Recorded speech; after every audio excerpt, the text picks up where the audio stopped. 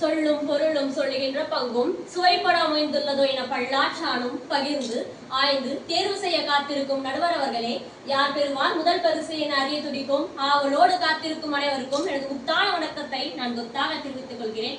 என் பெயர் கி ராசினி பிரியா. நான் 10ஆம் வகுப்பு பயின்று வருகிறேன்.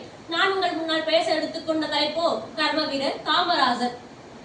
தாய்நாட்டின் பணியை தம்மை முழுமையாக ஒப்படைத்துக் கொண்ட தியாகத்தின் ஒளி விளக்கு காமராஜர். நாடே அவரது திருக்கோவில், மக்களே அவர் நம் தெய்வங்கள், மக்கள் தொண்டே அவரது குறிக்கோள், காங்கிரஸே அவரது உயிர் மூச்சு, காந்தியடிகள் காட்டிய பாதையே அவரது வாழ்க்கையின் உரை.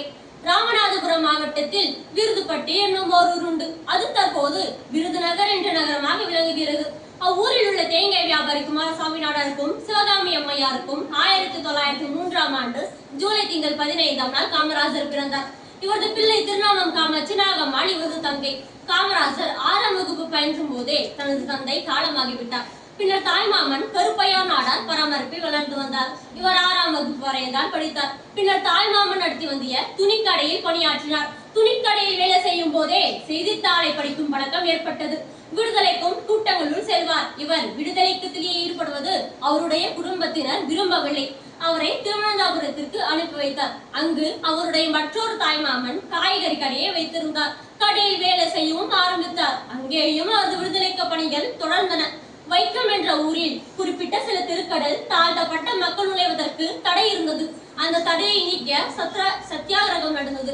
அதில் காமராஜரும் பங்கு கொண்டார். பின்னர் 1940ஆம் ஆண்டு காமராஜர் காங்கிரஸ் தலைவராக பதவியேற்றார். பின்னர் 1954ஆம் ஆண்டு காமராஜர் தமிழகத்தின் முதலமைச்சராக பதவியேற்றார். கல்வி, தொழில், பொருளாதாரம், விவசாயம் ஆகிய பல துறைகளிலும் தமிழ்நாடு வியக்கத்துக்கு முன்னேற்றத்தை கண்டது.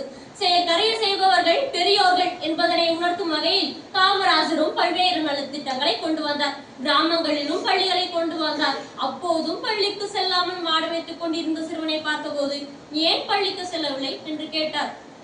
அவனோ பள்ளிக்கு சென்றால் வயிற்றுக்கு என்ன செய்வது, மாடு மேய்த்தால்தான் சாப்பாடு என்று கூறியதை அவரது வருத்தத்தில் ஆழ்த்தியது.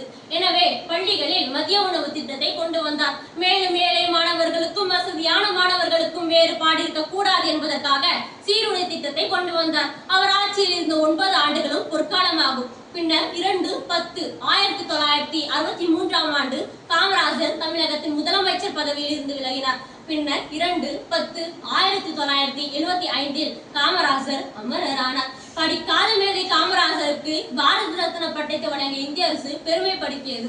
காமராஜர் உழைப்பால் உயர்ந்தவர், ஏழைகளுக்கு இறங்கியவர், எளியவர், குறை துரைத்தவர், அரசியல் மேதையாக திகழ்ந்தவர், அரசியல் துறவியாக வாழ்ந்தவர் என்று கூறி என் உரையை முடித்துக் கொள்கிறேன். நன்றி.